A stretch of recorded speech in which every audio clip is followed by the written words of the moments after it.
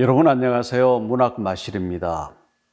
이번 문학마실은 고통 속에 핀 꽃 명작의 예술원 시리즈 6번째로 에밀리 브론테의 폭풍의 언덕에 대해서 함께 이야기를 나누겠습니다.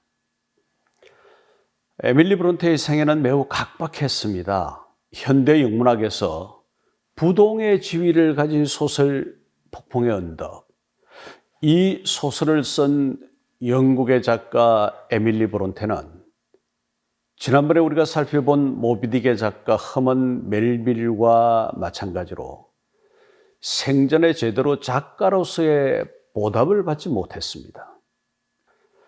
에밀리 브론테는 그 작품에 대한 혹평들을 당대에 직접 감당해야 했습니다. 친언니인 샬럿 브론테의 제인 에어가 출간과 동시에 호평을 받은 것과는 달리 폭풍의 언덕은 도덕성을 훼손하고 구성이 난해하다는 평가를 받았습니다. 에밀리는 1848년 폐결핵을 이기지 못하고 30살의 젊은 나이에 세상을 떠났습니다. 그녀의 작품은 사후 반세기가 지난 19세기 말이 되어서야 문학적 재평가를 받기 시작했고 마침내 셰익스피어의 리오 왕, 멜빌의 모비딕과 더불어 영문학 3대 비극으로 선정되기도 했습니다. 에밀리 브론테는 성공회 사제인 아버지 패트릭 브론테의 딸입니다. 언니는 제인 에어의 작가 샬럿 브론테, 동생은 아그네스 그레이를 쓴 앤 브론테입니다. 어머니가 일찍 죽었기 때문에 브론테 자매는 영국 요커셔주에 있는 작은 도시 하워스의 사제관에서 이모의 보살핌을 받으면서 자랐습니다. 이 에밀리의 성격과 영향관계를 먼저 살펴볼 필요가 있을 것 같습니다. 에밀리의 성격은 수줍음이 많고 말수가 적었지만 그러나 한편으로는 거침없고 야성적이며 자기 주장과 자존심이 강했습니다. 또 다른 가족과 자매들에 비해 공상과 사색이 많았고 작가가 될 조건이죠. 자유롭게 사는 것을 중시했습니다. 유부남이었던 에제라는 사람을 사랑해서 애태웠던 언니 샬럿에 비해 도덕적으로 비난받을 행동은 하지 않았습니다. 그래서 프랑스의 사상가 조르주 바타유는 에밀리 브론테에 대해서 이렇게 말했습니다. 그녀는 정신적 순결을 간직했고 그녀보다 엄격하고 그녀보다 용감하고 그녀보다 올곧은 사람이 거의 없었다. 대단한 찬사지요. 에밀리는 평생을 모태솔로로 살았습니다. 폭풍의 언덕의 모티브가 된 자신의 고향 하워스를 무척 사랑해서 그곳을 떠난 석 달간 향수병 때문에 몸이 야위기도 했습니다. 폭풍의 언덕의 내용과 문체가 너무 거칠다 보니 이 작품을 여자가 썼을 리 없다는 얼빠진 주장까지 나왔지만 이는 곧 사실이 아닌 것으로 판명이 났습니다. 이후에 영국의 전설적인 여성 작가 버지니아 울프는 평소 황야를 예찬한 아버지와 또 그녀가 매우 존경했던 에밀리 브론테의 영향을 받아서 자신도 황야를 동경했지요. 그리고 에밀리 브론테의 고향인 그 황량한 하워스를 방문하기도 했습니다. 폭풍의 언덕에 대한 평가를 살펴보겠습니다. 에밀리의 이름으로 출간된 유일한 작품이 폭풍의 언덕입니다. 이 소설은 에밀리가 죽기 한 해 전 1947년 29살 때 발표됐습니다. 그 외에 1844년에 언니 샬럿, 동생 앤과 함께 공동 시집 커러 앨리스 액턴벨의 시집을 냈지만 출간 당시에는 겨우 2권이 팔릴 정도로 철저하게 외면당했습니다. 폭풍의 언덕은 지금 세계문학 역사상 최고의 걸작 중 하나로 찬사를 받고 있지만 당시는 지독하게 비난을 받았습니다. 하지만 에밀리는 언니 샬럿이 말했던 것처럼 겉으로는 얌전했을지언정 속으로는 강하고 대담한 면모를 가진 여성이었죠.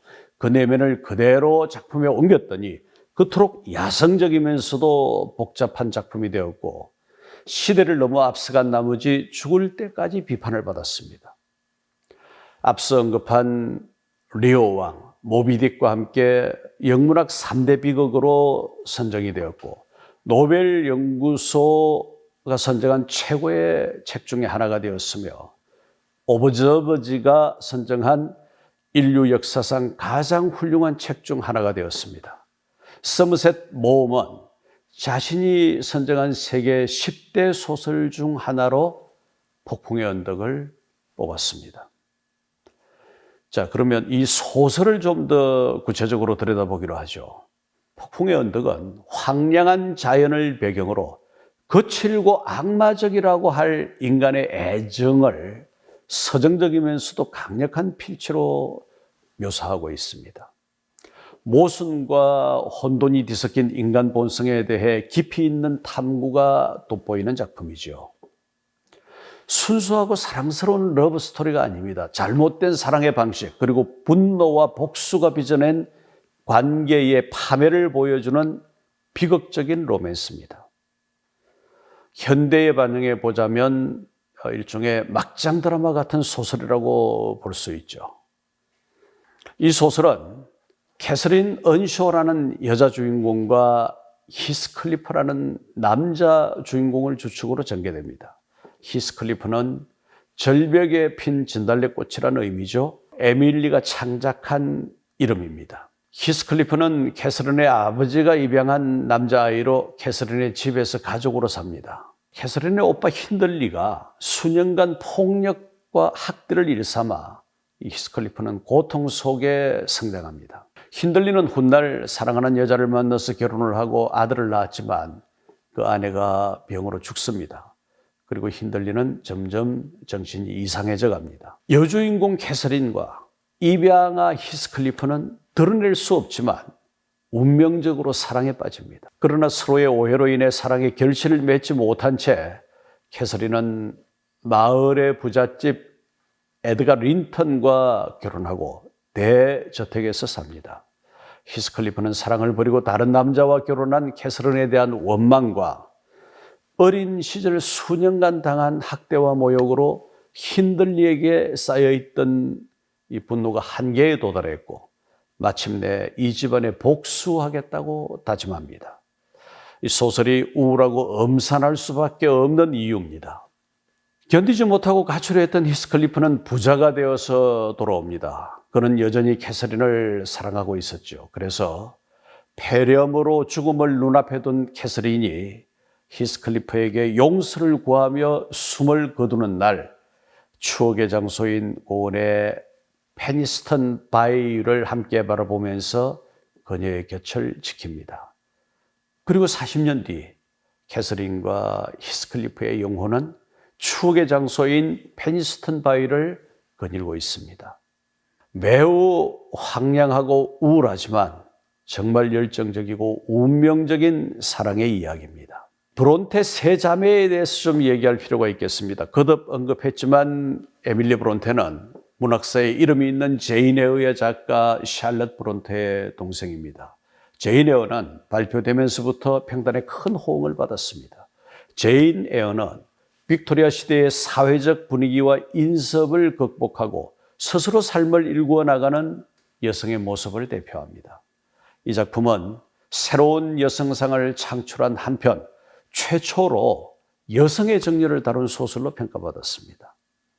출간 당시에 대중적으로 엄청난 인기를 끌었으며 오늘날에도 영국 로맨스 소설 및 사회 소설의 고전으로 자리매김되고 있습니다. 또한 에밀리 브론테는 가정교사 생활을 명쾌하면서도 다소 익살스럽게 기록한 아그네스 그레이, 그리고 와일드 페일 홀의 소작인 등을 쓴 앤 브론테의 언니입니다.